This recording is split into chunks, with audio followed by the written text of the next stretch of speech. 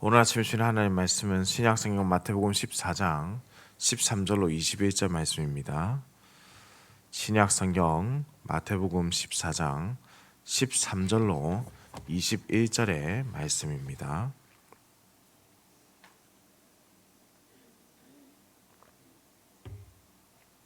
함께 한 목소리로 합독해서 읽도록 하겠습니다.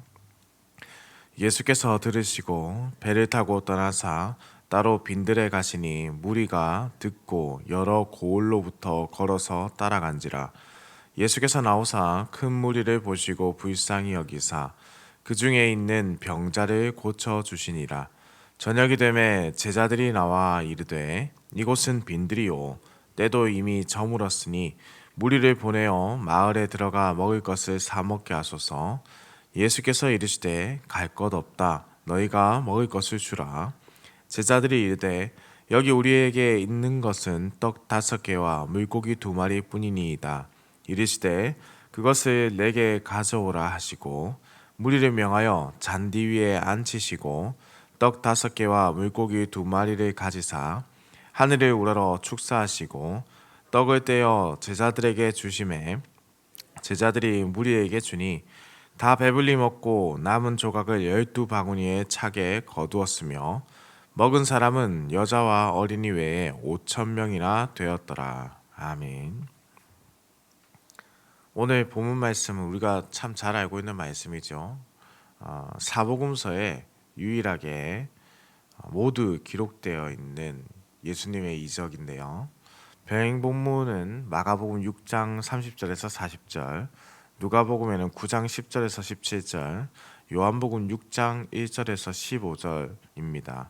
오늘 말씀을 들으시고 한번 다시 다른 또 성경의 저자들은 어떻게 이 기록을 남겨두었는지를 찬찬히 살펴보시면 더욱 유익할 것이라 생각됩니다.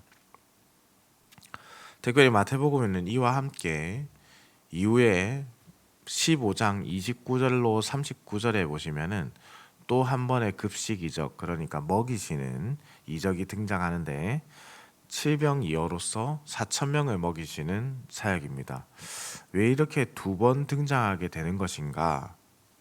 오늘 본문은 사실 유대인들을 위한 사건이고요. 이적이고 다음 15장에 기록되어 있는 것은 이방인들을 위한 이적입니다. 그러니 복음의 확장성이 유대인으로부터 시작해서 이방인으로 나아간다라는 그 사실을 마태복음은 여전히 우리에게 알려주고 있는 것이죠. 이것이 로마서 1장 16절의 말씀과 바로 연결되는 겁니다. 먼저는 유대인에게요, 그리고 헬라인에게로다. 이러한 흐름에서 이 말씀들을 계속해서 읽어 나가시면 좀 더 이해가 풍성해지는 것이죠. 예수님께서 따로 빈들에 가시는 이유에 대해서 사실 마가복음은 그것을 잘 기록해 두었는데요. 마가복음 6장 31절에 보시면 쉬러 가셨다라는 표현이 있습니다. 쉬러 가셨습니다. 어디까지나 추측이지만 어제 본문에서 살펴본 헤롯 안티파스가 세례 요한이 살아났다는 오해로서 예수님을 바라본 것을 예수님께서도 들으시고 아셨기 때문에 또 헤롯 안티파스의 정치적인 영향력이 미치지 않는 분봉왕이지 않습니까? 그 지역을 다스리는, 그래서 그 정치적인 영향력이 미치지 않는 벳세다로 가셨을 가능성이 높다라고 추론할 수 있는 것이죠. 예수님께서는 예수님을 따르는 그 사람들이 참 불쌍히 여기셨는데요. 그래서 그들 가운데 있는 병자들도 계속해서 고쳐주셨죠. 이제 무리들이 빈들에 있었고 저물어서 어둑어둑해지기 시작합니다. 당연히 빈들에는 사람이 살지 않으니까 먹을 것을 구할 곳이 없지요. 그리고 그 큰 무리를 어떻게 다 먹을 것을 먹이겠습니까? 지금도 사실 우리가 단체로 이동할 때 걱정되는 것 중에 한 큰 부분이 바로 식당 예약하고 먹는 것 아니겠습니까? 그래서 제자들은 15절에 이렇게 예수님께 요청을 하죠. 저녁이 되매 제자들이 나와 이르되 이곳은 빈들이요 때도 이미 저물었으니 무리를 보내어 마을에 들어가 먹을 것을 사 먹게 하소서. 차라리 흩어져서 각자 먹을 것을 먹고 돌아오면 되니 예수님 흩어지게 하시지요. 이런 뜻입니다. 그런데 예수님은 그 제자들을 향해서 아주 놀라운 말씀하시죠. 흩어져서 먹고라고 하는 가장 쉬운 말씀을 가장 쉬운 방법을 말씀드렸는데 너희가 먹을 것을 주라라는 대답을 하십니다. 참으로 제자들 입장에서는 황당한 일이 아닐 수 없습니다. 그것의 모인 수가 나중에 기록으로 보아서 성인 남성만 5천 명이니 아마도 2만에 가까운 숫자입니다. 2만에 가까운 숫자. 성도님들 한번 생각해 볼까요? 만약 갑자기 우리 교회에서 행사를 하는데 2만 명을 먹여야 한다. 그리고 권사님들께 2만 명에게 먹을 것을 음식을 준비해 주세요라고 하면 당황하지 않겠습니까? 이 무슨 말도 안 되는 소리입니까? 이렇게 말씀하시죠. 제가 부산에 있을 때 참 재밌는 이야기 들은 적이 있었는데요. 전국 홈플러스 매장 중에서 가장 이윤이 높고 장사가 잘 되는 홈플러스가 부산에 있다는 거예요. 그래서 아니 도대체 그 홈플러스가 어디 있냐라고 나중에 찾아봤더니 바로 사직 야구장 옆에 있는 홈플러스입니다. 그러니까 사직 야구장에 야구가 개막을 하면 거기서 4만 명의 사람들이 먹을 것을 다 사가는 거예요. 그러다 보니까 그곳에 음식이 동일할 정도로 많이 팔린다는 거죠. 2만 명입니다. 대략 추정해서 2만 명입니다. 그 2만 명을 도대체 뭘로 먹여야 합니까? 심지어 이 빈들에서 도시도 찾기 쉽지 않은 곳에서 어떻게 먹일 수 있겠는가?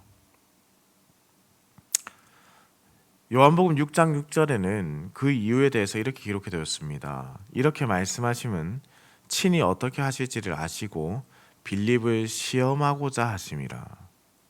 테스트죠.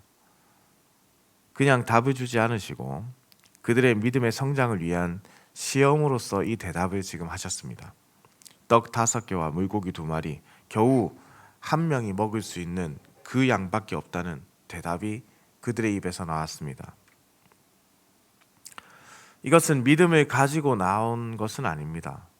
그 수많은 기적들을 경험했음에도 불구하고 자신의 믿음의 고백이 되지 않은 그 제자들을 예수님께 마치 빈정거리듯이 이것을 가지고 나온 겁니다. 예수님, 물고기 2마리, 떡 5개 있습니다. 빈정거리는 거예요. 예수님, 저희가 여기 구해왔습니다. 이 떡 5개랑 물고기 2마리로 여기 있는 이 사람들 먹이면 되겠습니까? 이렇게 빈정거리는 거라고요. 아주 흥미로운 것은 고대 팔레스타인 지역에서 선생이 제자들을 먹이는 것, 그런 의무가 사실 없었다는 겁니다. 오히려 제자들이 선생님에게 가르침을 받았을 때 대접을 해야 합니다. 그런데 예수님은 오히려 이러한 그 당시의 모습을 벗어나서 그곳에 모인 제자들과 무리를 먹이시겠다 말씀하신 거예요. 18절에서 19절 말씀을 함께 보겠습니다. 이르시되 그것을 내게 가져오라 하시고 무리를 명하여 잔디 위에 앉히시고 떡 5개와 물고기 2마리를 가지사 하늘을 우러러 축사하시고 떡을 떼어 제자들에게 주시매 제자들이 무리에게 주니. 여기서 이 앉히셨다 라는 단어가 헬라어 아나클리테나이라는 단어인데요. 이 단어가 연회에서 이제 비스듬히 옆으로 이제 누워 있는 그런 형상입니다. 옆에서 비스듬히 누워서 이제 먹는 형상인데요. 그러므로 이 사건이라는 것은 기본적으로 예수님께서 마치 연회를 여시고 그 연회의 주인으로서 모여있는 사람을 먹이시는 잔치를 여셨다라는 이미지가 지금 심겨지고 있는 것이죠. 이 연회의 주인이 누구냐, 누가 준비했고 누가 먹이냐라는 이미지를 지금 유대인들로 하여금 떠오르게 하는 것입니다. 예수님께서 떡 5개와 물고기 2마리를 가지시고 하늘을 우러러 축사를 하십니다. 그리고 난 뒤에 사람들에게 이제 나눠주시는데 사실 어떻게 그것이 가능했는지, 어떻게 만들어지고 뭐 이렇게 늘어났다 이런 기록은 사실 없죠. 혹자들은 축사를 하신 것으로 만들었다고 주장하는데 이는 좀 다른 이야기입니다.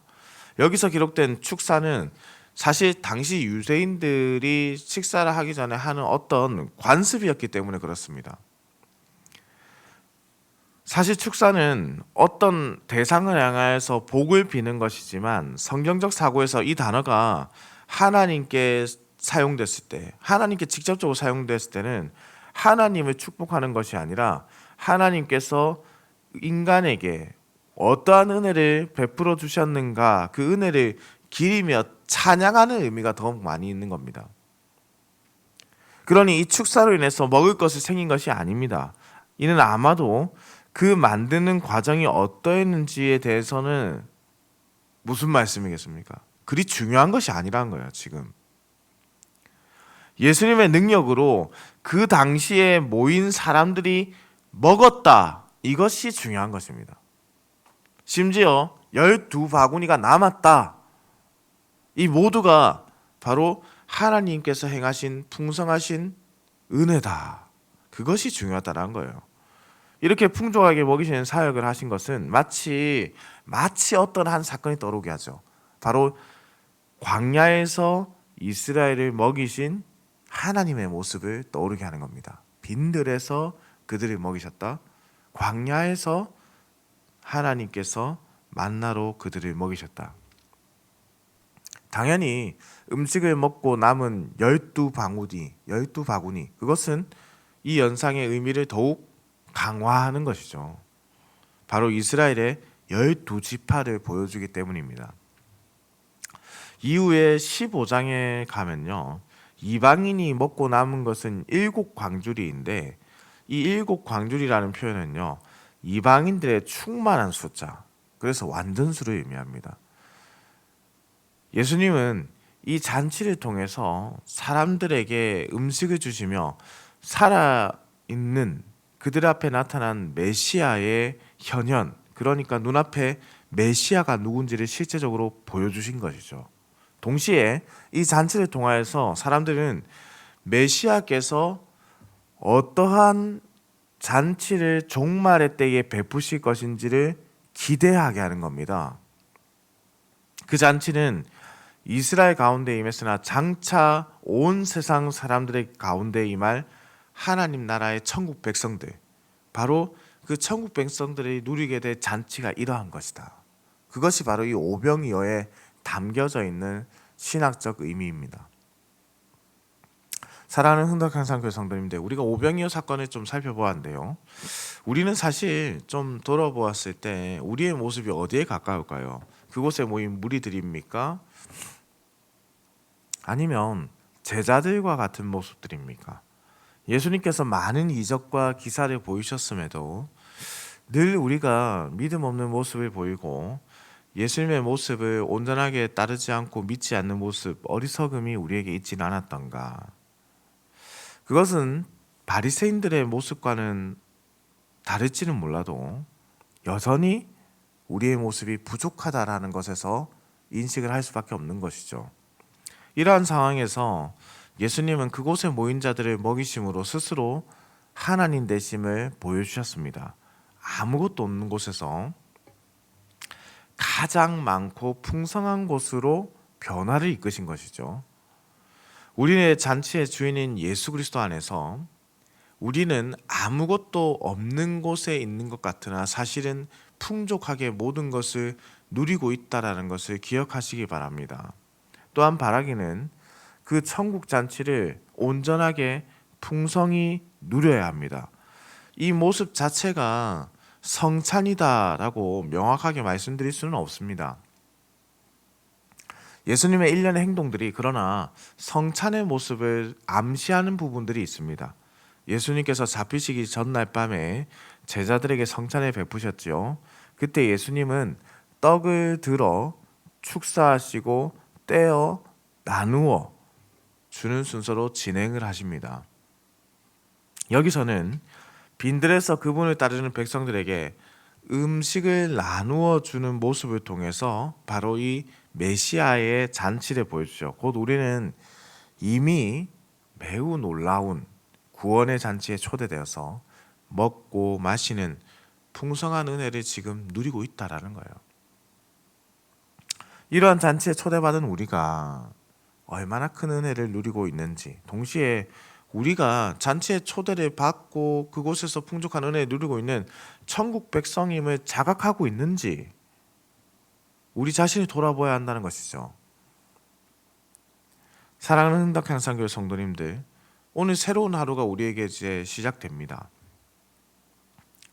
늘 우리는 이 자리에서 기도로 시작을 하지만은 여전히 우리의 모습에서 믿음 없는 모습, 때로는 천국 백성의 자신감, 자존감으로 살아야 되는데 그러지 못하는 모습들이 있음을, 그러한 연약함이 우리에게 있음을 또한 보지요. 그러나 바라기는 오늘은 다르기를 소망합니다. 이전에 우리의 삶은 그래 천국 백성다운 삶이 아니었어. 천국 백성임을 자각하는 삶이 아니었어. 이전에 우리 삶은 풍족하게 채우시는 예수 그리스도를 믿지 않는, 온전히 믿지 않고 따르지 않는 지금 이 본문에 기록된 제자들과 크게 다를 바 없는 삶이었어 라고 하지만, 적어도 우리가 이 말씀을 이제 들었고 배웠잖아요. 그러면 이 말씀을 가진 오늘의 하루는 하나님은 나를 풍족하게 채우시는 분이시다.